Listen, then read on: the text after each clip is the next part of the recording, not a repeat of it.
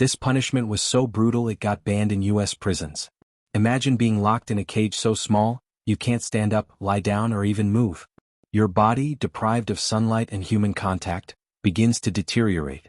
It's called solitary confinement, and for some inmates, it was the worst punishment they could endure. But on one fateful day, a prisoner who had been locked away in one of these tiny cells for years did the unthinkable. They survived. But just barely. This was the tipping point. The moment that would expose the brutal reality behind solitary confinement and ultimately lead to its ban in prisons across the United States. How did it all happen? How did a practice once deemed acceptable in the criminal justice system become so controversial that it would be outlawed? Stay with me as we unravel the dark history of a punishment so brutal that its cruelty was recognized, not just by prison reformers but by the U.S. government itself. The origins of solitary confinement. The roots of solitary confinement date back centuries, but the method we recognize today as the modern solitary confinement was introduced in the early 19th century. The practice was originally hailed as a way to punish criminals and, at the same time, offer them the chance for redemption through reflection. In theory, isolating prisoners from all outside stimuli would encourage them to repent and find salvation. However, history would soon reveal that these cells were far from a path to redemption. By the early 1800s, prisons began adopting this method at an alarming rate. The system became more about breaking the prisoners mentally than about reforming them. Cells designed for solitary confinement were small, dimly lit, and lacked proper ventilation. They were often made of stone, with only a small slit for a window that barely let in enough light to make the darkness feel less oppressive. The promise of redemption was replaced by a grim reality. Prolonged isolation led to deep psychological scars. But even as reports of the devastating effects of solitary confinement began to surface, the practice only grew more widespread. The government continued to sanction these cells, believing that keeping the worst offenders locked away from the rest of society was the only solution to maintaining order and security in the prison system. A brutal reality unfolds. As the years passed, solitary confinement became a staple in the prison system. By the 1980s, prisons across the U.S. were housing thousands of inmates in solitary confinement. What started as a method for reforming criminals had now become a punishment far more brutal than anyone could have ever imagined. Inmates who spent years in solitary confinement began to show signs of severe psychological deterioration. Some would scream for days on end, others would simply stop talking altogether. One case in particular highlighted the sheer horror of solitary confinement. A man named Albert Woodfox, who spent 43 years in a tiny cell at the Louisiana State Penitentiary, was a walking example of what this punishment could do to a human being. Albert was one of the Angola Three, a group of men who were convicted of the murder of a prison guard. Woodfox was placed in solitary confinement in 1972, and for 43 years, he was kept in a cell no larger than a closet. There was no interaction with other prisoners, no human contact for decades. His only companions were the rats that occasionally made their way into his cell. He was subjected to a brutal existence where even the simplest human interactions were completely cut off. And then, after all those years, something unimaginable happened. Woodfox was finally released, and what he said about his time in solitary would shake the entire country. He spoke about the physical and psychological toll solitary confinement had on him, the trauma, the hallucinations, the desperate need for human connection. His story wasn't unique. Across the U.S., inmates who had spent years in solitary were suffering in silence, with no one to speak up for them. That was until a shocking event brought everything into the light. The turning point. In 2013, the story of Kalief Browder hit the news. Kalief was a 16-year-old boy from the Bronx, New York, who was arrested for allegedly stealing a backpack. His case was never brought to trial, and he was held in Rikers Island jail for 3 years, the majority of which were spent in solitary confinement. Kalief was subjected to horrific conditions. He was placed in solitary confinement for months at a time, with no access to recreation, no meaningful human interaction, and barely any food. His mental state deteriorated quickly. His story became a flashpoint for the debate about solitary confinement, and the world began to take notice. Kalief Browder was released after 3 long years, but the damage had already been done. He struggled with depression and PTSD, and despite his best efforts, he couldn't shake the torment he had endured. Tragically, in 2015, Kalief took his own life just 2 years after his release. His death sparked national outrage, and his story would become the face of the fight against solitary confinement. People began to ask, How could the justice system allow a teenager to be subjected to this kind of punishment for years, without ever even facing a trial? The legal battle and the fight for change. As the stories of Kalief Browder and others like him spread, the demand for change grew louder. In 2016, the U.S. Department of Justice made a groundbreaking move. After years of growing public pressure and research into the psychological effects of solitary confinement, the department issued a statement declaring that solitary confinement should not be used for juveniles, the mentally ill, or those with serious medical conditions. But the fight didn't stop there. In many states, solitary confinement was still being used on a massive scale. Even the prisoners who were fortunate enough to survive years of isolation faced years of rehabilitation, trying to undo the damage done to their minds. But for many there was no recovery. In 2018, the state of California made a pivotal move when it announced plans to close down one of its infamous supermax prisons, Pelican Bay State Prison, which had been notorious for housing some of the longest solitary confinement stints in the country. This was a major win for prison reform advocates, but the debate raged on. The question remained, was solitary confinement cruel and unusual punishment, or was it a necessary evil in the fight against prison violence? The end of the line. The brutal story of solitary confinement reached its climax in 2020. After decades of relentless stories and pushback from prison reform advocates, the U.S. government finally began to take steps to end the use of solitary confinement in federal prisons. In January of 2020, a federal judge ruled that solitary confinement, as it was practiced in many U.S. prisons, violated the constitutional rights of inmates. The court's ruling would set a precedent, and in the years that followed, several states followed suit, banning the use of long-term solitary confinement for certain prisoners. But despite the legal victories, the scars left by this brutal punishment still linger. Many former prisoners who survived solitary confinement have never fully recovered, and their stories remain a painful reminder of the past. The psychological damage. No place to hide. After decades of solitary confinement, the psychological damage inflicted on prisoners was impossible to ignore. The cells, designed to break a man's spirit, had done their job, perhaps too well. While some inmates left solitary with nothing more than physical scars, many carried deeper, more insidious wounds that no one could see. Solitary confinement became more than just a punishment, it was a psychological experiment in torture. And the results were nothing short of devastating. One of the most troubling effects of prolonged isolation was the disintegration of basic human functions. Inmates would often lose their ability to speak coherently, struggling to make even the simplest conversation. Cognitive functions would decline, and the mind would begin to deteriorate under the crushing weight of isolation. The isolation was so complete that many prisoners would forget how to interact with other human beings entirely. It wasn't just the mental anguish that left inmates scarred, there was the constant physical toll as well.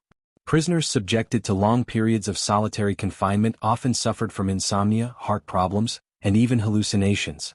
Sleep deprivation became a common issue. Without the necessary mental stimulation, the mind would begin to play tricks on them. Some inmates reported hearing voices in the walls, others saw shadowy figures in the corners of their cells. It was as if their own minds were betraying them. Inmates would often turn violent, not out of aggression, but out of sheer desperation to break free from the madness that came with isolation. They would bang their fists against the walls, scream at the top of their lungs, or even tear their own hair out. Anything to escape the unrelenting solitude. Yet, despite all of this, prison officials continued to defend the use of solitary confinement, believing that it was necessary to maintain order. But in reality, it was becoming clear that the punishment was causing more harm than good. And not just to the prisoners but to the entire prison system. The legal and public backlash. As more and more inmates began to suffer under the weight of solitary confinement, the public outrage grew. Stories like Kalief Browder's began to dominate the media, and the public began to question the ethics of solitary confinement. How could the justice system justify such a harsh and inhumane punishment? In 2015, after Kalief Browder's tragic death, a movement began to form. Advocacy groups, human rights organizations, and former inmates came together to push for prison reform. They demanded that solitary confinement be banned, or at the very least, regulated. But prison officials were reluctant to make any changes. They argued that solitary confinement was essential to maintaining order, particularly in supermax prisons where the most dangerous criminals were housed. However, as more stories of suffering poured in, the pressure to end solitary confinement began to mount. In response to public outcry, several states, including California and New York, started to review their use of solitary confinement. In 2016, the California Department of Corrections announced that it would begin reducing its reliance on solitary confinement. This was a landmark moment for prison reform, but the fight was far from over. The battle for change. Despite the small victories, the battle to end solitary confinement raged on. Prison reform advocates continued to argue that the practice violated inmates' basic human rights, and that the psychological toll was too great to justify. Yet, many prison officials remained steadfast in their belief that solitary confinement was necessary for the safety and security of the institution. In 2016, the U.S. Department of Justice made a bold move. The department issued a report calling for the end of solitary confinement for juveniles and individuals with mental health issues. This was a significant shift in federal policy, and for the first time, the U.S. government acknowledged the deep psychological damage caused by prolonged isolation. The report called for reforms in how solitary confinement was used and recommended that alternatives be explored. Despite this push for change, many states continued to use solitary confinement as a tool of punishment. But the growing awareness of the issue was undeniable. In 2018, the United Nations declared that solitary confinement for more than 15 days could amount to torture. This declaration added fuel to the fire, and the pressure to end the practice continued to build. The fight continues. The fight against solitary confinement is far from over. While some states have made significant progress in reducing its use, others continue to rely on it heavily, especially in the most violent and high-security prisons. Even as the federal government moves toward reform, the state prison systems remain a patchwork of differing policies and practices. The inmates who survive solitary confinement are often left to pick up the pieces of their shattered lives. Many are released back into society, but they carry with them the scars of their time in isolation. The trauma never truly leaves them. They struggle with mental health issues, relationship difficulties, and sometimes, a complete inability to function in a world that seems to have moved on without them. As of today, some prisons have implemented reforms that limit the use of solitary confinement, but its complete abolition remains a distant goal. While there has been progress, it's clear that there is still much work to be done. The question remains, will solitary confinement ever be fully banned in the United States, or will it continue to be a tool of punishment for years to come? The struggle for reform. As the years went by, the fight against solitary confinement seemed like an uphill battle. While states like California and New York started to make some changes, many other states remained firm in their use of solitary confinement, arguing that it was a necessary tool for controlling violent inmates. In the eyes of some prison officials, solitary confinement was still seen as a way to protect both the inmates and the staff. But as the psychological effects of the practice became more evident, it became increasingly difficult to justify. The pressure from reformers grew louder. Activists and human rights groups began pushing for a nationwide ban, rallying around the stories of people like Kalief Browder, Woodfox, and many others who had suffered in isolation. They argued that the practice was cruel and inhumane, that it violated basic human rights, and that it did more harm than good. But for every success story, there were countless inmates still languishing in solitary confinement, with no end in sight. In 2019, the United Nations took a more significant step, calling for the complete abolition of solitary confinement for those held for more than 15 days. The UN deemed it a form of torture, a stance that added significant pressure to the U.S. government. While some states continued to make reforms, others dragged their feet, often citing safety concerns as their reason for maintaining solitary confinement practices. But the growing awareness of the issue, and the mounting evidence of the damage solitary confinement was doing to inmates, began to shift the public's perspective. The media started covering the stories of prisoners suffering more frequently, giving a human face to the statistics. Documentaries, interviews, and books detailing the psychological trauma of isolation began to capture the attention of a broader audience. The personal toll, stories from the inside. Inside the walls of prisons across the country, the toll of solitary confinement was deeply personal. For every individual trapped in one of these tiny cells, there was a story that went beyond the walls, a life that was torn apart. Take the story of John, a man who spent over 10 years in solitary confinement. John had been convicted of a violent crime, but over the years he began to show signs of remorse. He sought therapy and tried to turn his life around, but the prison system saw him as a threat, keeping him locked in isolation for nearly a decade. When he was finally released, the damage was irreversible. John couldn't understand the world he had been returned to. Simple tasks like going to the grocery store or talking to strangers felt overwhelming. His anxiety was crippling, and he felt disconnected from reality. The years in solitary had erased his sense of self. John's story wasn't unique. Many inmates left solitary confinement in a similar state, broken, confused, and unable to adapt. The psychological toll of years in isolation was so profound that it often led to reoffending. How could someone who had been stripped of their humanity ever hope to reintegrate into society? Even for those who had only spent a short time in solitary, the trauma was real. Some of them reported hearing voices, hallucinations, and an overwhelming sense of paranoia. For many, these effects lingered long after their release, shifting the narrative, media, and public outrage. The media played a pivotal role in shifting the narrative around solitary confinement. The stories of inmates like Kalief, Browder, and Woodfox gained national attention, shedding light on the long-lasting effects of isolation. Journalists, filmmakers, and documentarians began to explore the subject in depth, putting a human face to the statistics. One documentary in particular had a profound impact. It followed the lives of several former inmates who had been subjected to solitary confinement for years. As they shared their stories, the public began to see solitary confinement not as a tool for rehabilitation but as a form of psychological torture. The footage was raw, emotional, and eye-opening. People across the country began to demand action. They signed petitions, attended rallies, and pushed for legislative change. The movement gained momentum, and soon, lawmakers could no longer ignore the voices calling for reform. The legal push, the battle in Congress. In Washington, D.C., the fight to end solitary confinement became a battle in the halls of Congress. Legislators, both Democrat and Republican, began to push for new laws that would limit or even eliminate the use of solitary confinement in federal prisons. The growing bipartisan support for prison reform made it clear that the status quo could no longer continue. One of the most significant legislative victories came in 2020, when Congress passed the Justice for Prisoners Act, which aimed to limit the use of solitary confinement in federal prisons. This was a major step forward, but it was far from the end of the struggle. The law only applied to federal prisoners, and many states continued to use solitary confinement extensively. But the pressure on state governments was mounting. With more states beginning to follow the example set by California and New York, a shift was beginning to take place. Public opinion had swung dramatically against solitary confinement, and politicians could no longer afford to ignore the issue. The future of solitary confinement, a long road ahead. As the fight against solitary confinement continues, the future remains uncertain. While there have been significant victories, the practice is still widespread in many U.S. prisons. The battle is far from over, and there are still countless inmates languishing in isolation, suffering in silence. However, the tide is turning.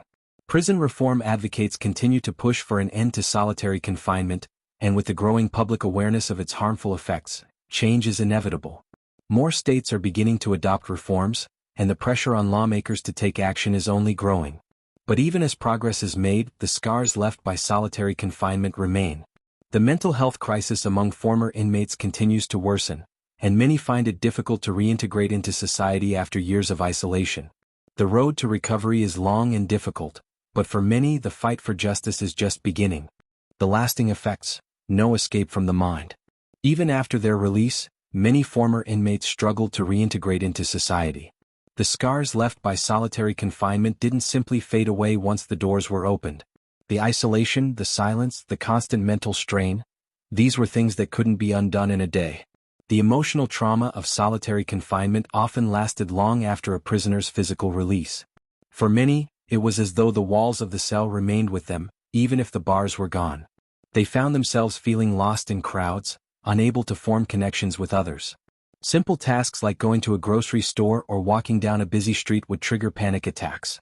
The outside world felt foreign and overwhelming, like a dream they couldn't quite grasp.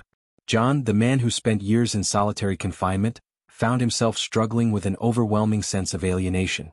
No matter how hard he tried, he couldn't shake the anxiety that gripped him.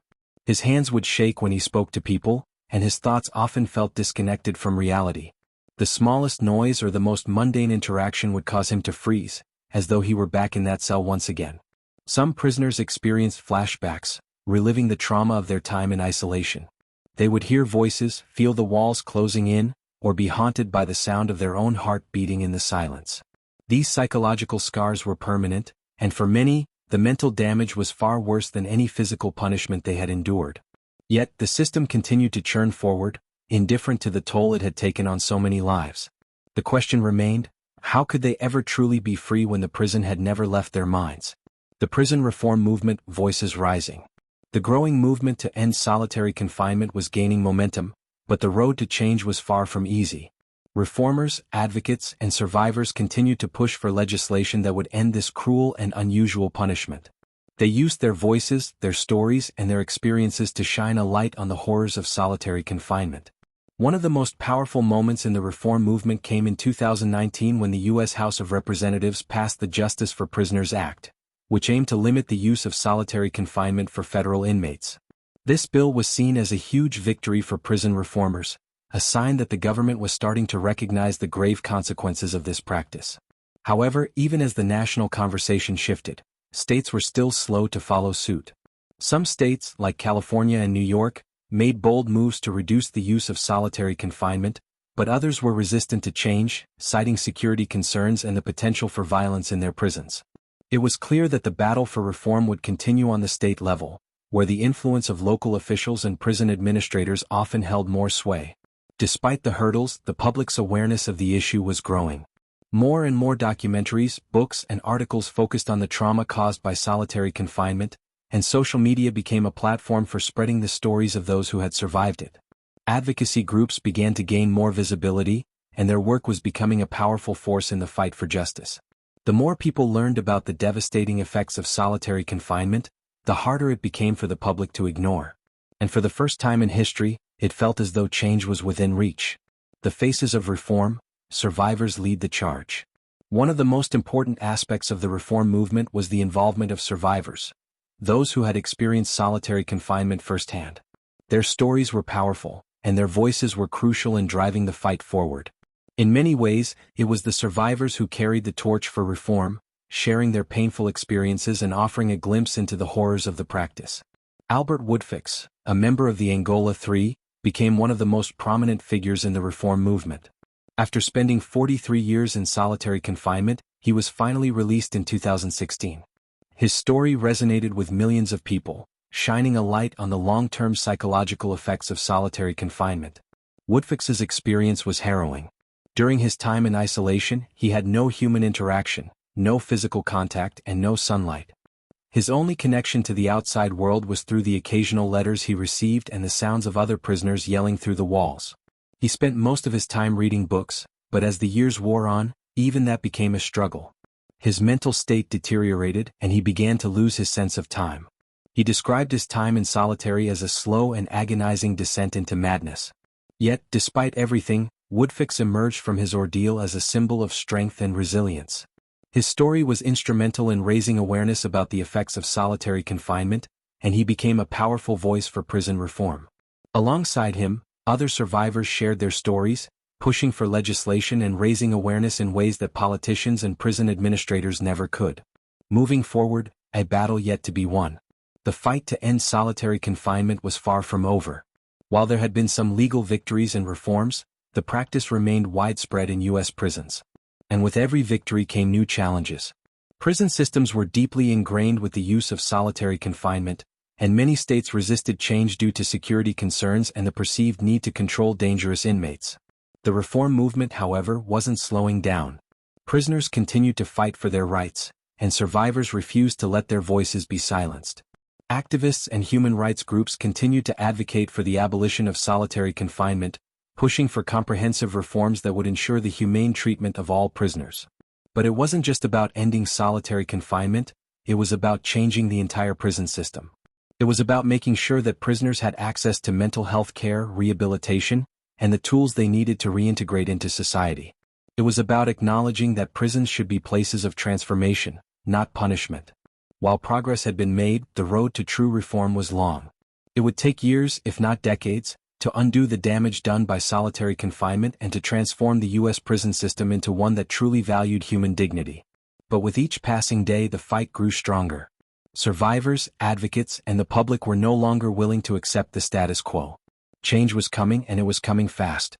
The question now was, would the system finally listen? The prison system's resistance, a system built on isolation.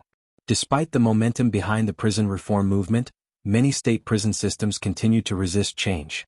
For those who had spent years lobbying for the abolition of solitary confinement, it was a bitter pill to swallow.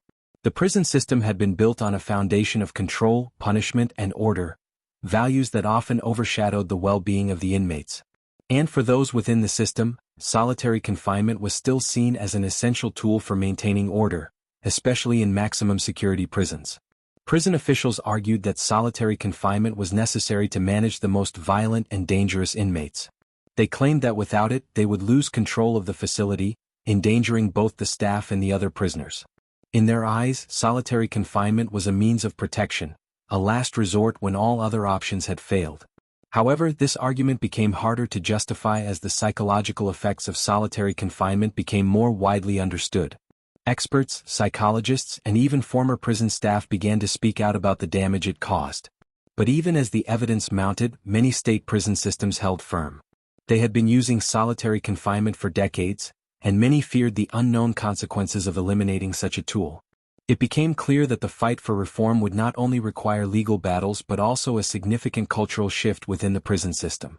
Those who ran the facilities had to be convinced that solitary confinement was not just harmful to the inmates, but to the very fabric of the prison system itself. The role of mental health in the debate. One of the most critical aspects of the debate over solitary confinement was its effect on mental health. It was increasingly clear that solitary confinement didn't just punish the body, it destroyed the mind. As the evidence mounted, the link between solitary confinement and severe mental health issues became undeniable. Prisoners who spent extended periods of time in isolation were more likely to suffer from depression, anxiety, and psychosis. In many cases, these mental health conditions persisted long after their release. Former inmates, including those who had survived decades of solitary confinement, began to speak out about the lasting damage. Their stories were chilling. Some spoke of losing their sense of identity, while others described feeling like they had disappeared from the world entirely. The isolation was so intense that it led to profound changes in their behavior and personalities. The most disturbing aspect of this mental health crisis was that many of the individuals who were placed in solitary confinement had underlying mental health conditions to begin with. In some cases, inmates were placed in solitary confinement because they were deemed a threat due to their mental illness, further exacerbating their conditions. But even as the evidence of the mental health crisis grew, many prison systems continued to ignore the issue. Instead of providing mental health care and rehabilitation for the most vulnerable inmates, they were left to rot in isolation with no real hope for recovery. However, the increasing awareness of the psychological toll of solitary confinement did lead to some positive changes. In 2019, the state of New York made history by passing a bill that limited the use of solitary confinement for individuals with mental health disorders. This was a groundbreaking moment, but it was only one small step in a much larger fight. The battle for comprehensive mental health reform in prisons was far from over. International perspectives, the global outcry. While the fight to end solitary confinement in the U.S. continued, the international community was also taking notice. The United Nations had long condemned the use of prolonged solitary confinement, declaring that it amounted to torture. In fact, the UN Special Rapporteur on Torture, Juan Mendez, had called for a complete ban on solitary confinement beyond 15 days, citing the overwhelming evidence of its harmful effects on mental health. Several countries around the world had already taken steps to reduce or eliminate solitary confinement. In Europe, nations like Norway had embraced a different approach to prison reform, focusing on rehabilitation rather than punishment. In Norwegian prisons, solitary confinement was rarely used, and when it was limited to a few days and was accompanied by mental health support. The results of this approach were striking. Norway's recidivism rate was among the lowest in the world, and its prison system was seen as one of the most humane and effective in the world. The international community's growing condemnation of solitary confinement put additional pressure on the U.S. to reform its prison system. Human rights organizations and foreign governments began to speak out more forcefully, arguing that the U.S. was violating basic human rights by continuing to use solitary confinement as a primary tool of punishment. However, the U.S. government was still reluctant to change. The influence of prison lobbyists, the need to maintain control in overcrowded prisons, and the entrenched belief that solitary confinement was necessary for safety all contributed to the resistance to reform. The growing public movement, grassroots activism.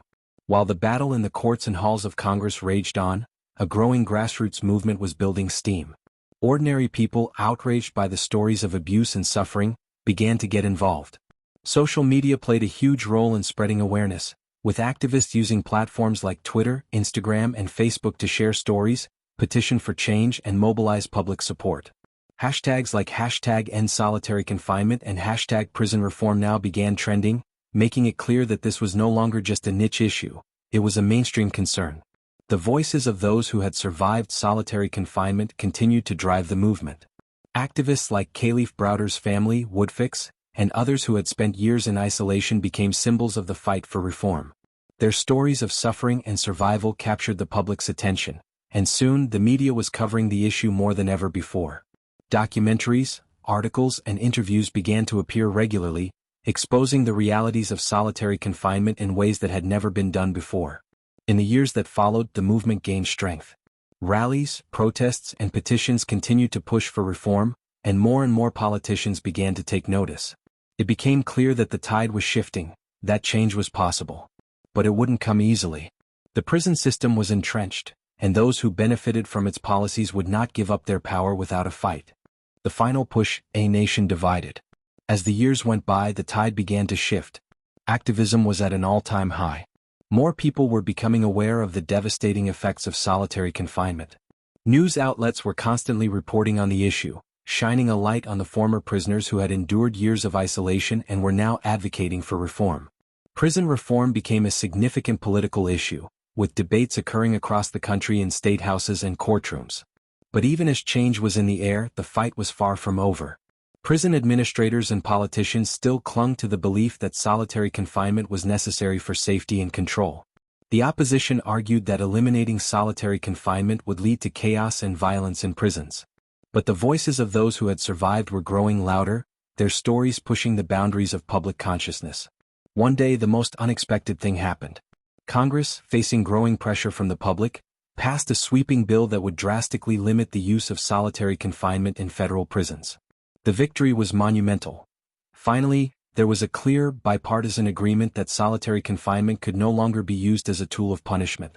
But the victory wasn't without its challenges. Many states still had to make their own decisions, and the U.S. prison system was not yet free of this brutal practice. The aftermath, healing and moving forward. For those who had been released from solitary confinement, the work of rebuilding their lives was just beginning. Some were able to reintegrate back into society with the help of support systems, but many faced immense challenges. The trauma from years of isolation wasn't something that could be fixed overnight. It required years of therapy, understanding, and acceptance from the communities they re-entered. But it wasn't just about the individual's journey, it was about the collective healing of a broken system. As solitary confinement became less of a threat, prisoners across the nation began to feel the weight of their confinement lift. With more access to education, mental health services, and social programs, inmates had a better chance of rebuilding their lives. But not all were ready to forgive or forget. Many survivors remained haunted by the memories of their time in isolation. For the reformers, the victory was bittersweet. They knew that ending solitary confinement in U.S. prisons was just the beginning. The prison system itself needed to be rebuilt from the ground up.